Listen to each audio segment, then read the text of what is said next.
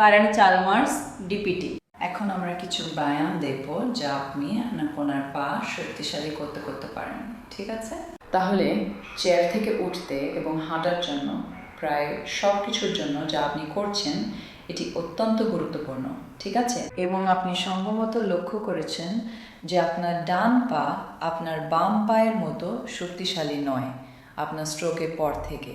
ঠিক আছে, তাই একটি ব্যায়াম আমরা বসে করতে পারি যা দুর্দান্ত যদি আপনি খুব স্থির।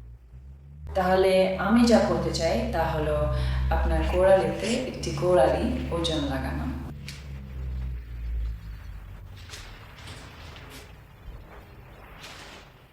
এবং আমার পা শক্তিশালী করতে আমাদের এমন কিছু খুঁজে বের করতে হবে যা আপনার জন্য কঠিন কিন্তু অসম্ভব নয়। তাহলে আপনি যখন 8 বা 10 বার পড়বেন,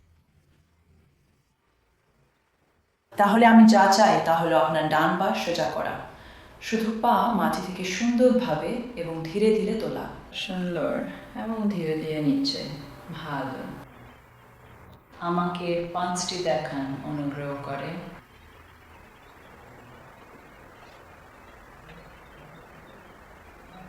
এখন আমি বিছানাটি একটু উপরে তুলব এবং এটি আপনাকে দাঁড়াতে এবং বসতে সহজ করে দেবে।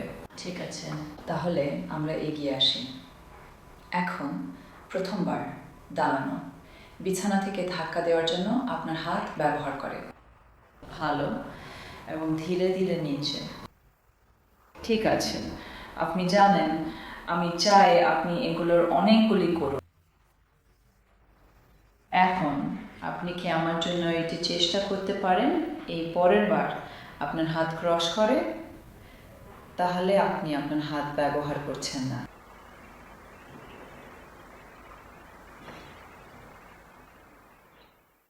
এবং ধীরে ধীরে নিচে।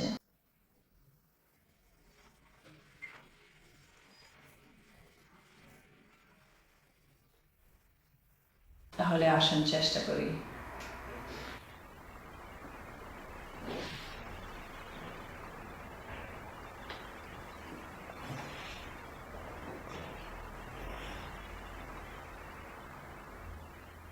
ভালো, আপনাকে সত্যিই চ্যালেঞ্জ করতে আমি চাই আপনি সত্যিই সেই ডান পায়ের মাধ্যমে ধাক্কা দিন।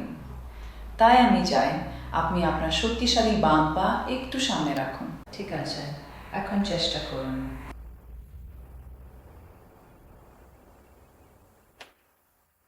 এটি আরো কঠিন। ভালো।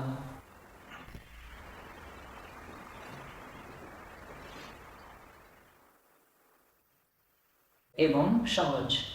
তাই আবার আপনার পা শক্তিশালী করতে এটি কঠিন কাজ হওয়া উচিত। ঠিক আছে।